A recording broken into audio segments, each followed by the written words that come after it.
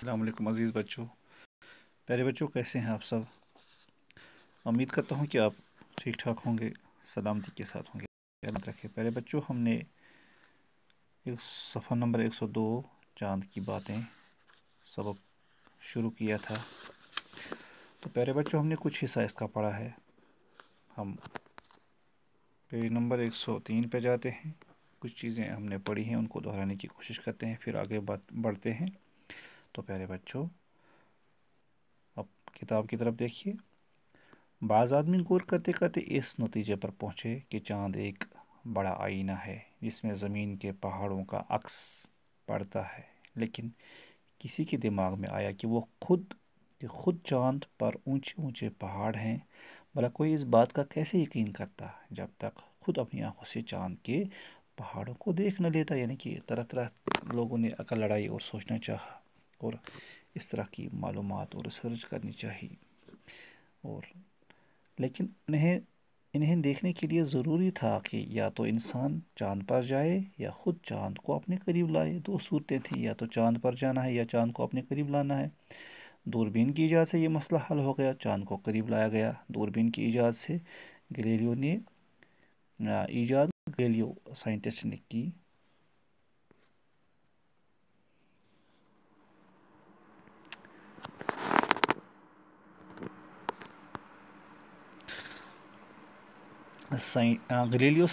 کی۔ گلیلیو نے دوربین کی مدد سے چاند کو بھی دیکھا۔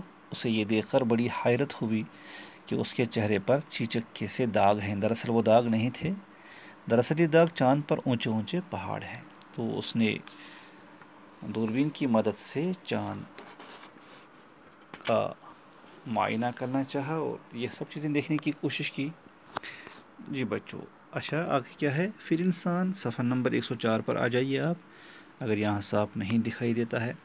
پھر انسان نے جب کھیتی باڑی شروع کی تو ٹھیک وقت پر فصل بونے اور کاٹنے کے لیے دنوں اور مہینوں کا گننا ضروری ہو گیا۔ تو اس کی مدد بھی چاند سے ہی لے لی گئی کہ کیسے ہم دنوں کو گنیں، کیسے ہمیں پتہ چلے کہ ربی، خریف فصل وغیرہ کب ہم بو سکتے ہیں۔ اس کے لیے اس نے چاند اور سورج کی مدد لی، یعنی انسان نے ان کی مدد لی ہے۔ انسان اشرف المخلوقات، یہ ان چیزوں کی مدد لے سکتا ہے، لیکن عقل لڑانی ہے، علم سے کام لینا ہے، سوچ سمجھ کر آگے جانا ہے۔ جب سورج ایک بار نکل کر ڈوب جاتا اور دوسرے دن پھر نکلتا تو اس بیچ کی مدت کو ایک دن کہتے، یعنی کہ ڈوب جانا اور نکل جانا یہی دن کی مدت ہو گئی۔ انسان نے یہ بھی دیکھا کہ چاند 14 دن تک آہستہ آہستہ بڑھتا ہے اور 14 دن تک آہستہ آہستہ گھٹتا ہے۔ انسان نے یہ بھی دیکھا کہ یہ چاند 14 دن تک گھٹتا ہے اور 14 دن تک آہستہ آہستہ بڑھتا رہتا ہے۔ تو یہ گھٹنا اور بڑھنا اسی سے کیا ہو گیا، اور 29ویں یا 30ویں دن پہلے کی طرح باریک نظر آتا ہے۔ اس 29 یا 30 دن کی مدت کو اس نے مہینہ کہا۔ کس نے؟ انسان نے، چاند سے مدد لے کر۔ چاندنی اور مہینہ یہ دونوں چیزیں چاند سے تعلق رکھتی ہیں، جیسے قمری، شمسی وغیرہ، ٹھیک ہے، شمسی کیلنڈر، قمری کیلنڈر چاند سے تعلق رکھتی ہیں اور بڑے کام کی ہیں۔ جب یہ پتہ چلا کہ چاند ہماری زمین کی طرح ہے، تب سے لے کر اب تک چاند کو ہزاروں آدمیوں نے دوربینوں سے دیکھا ہے۔ جب پتہ چلا کہ ہماری زمین کی طرح ہے، لیکن بعض لوگ چاند کو دیکھنے کے لیے سینکڑوں راتیں جاگتے ہیں۔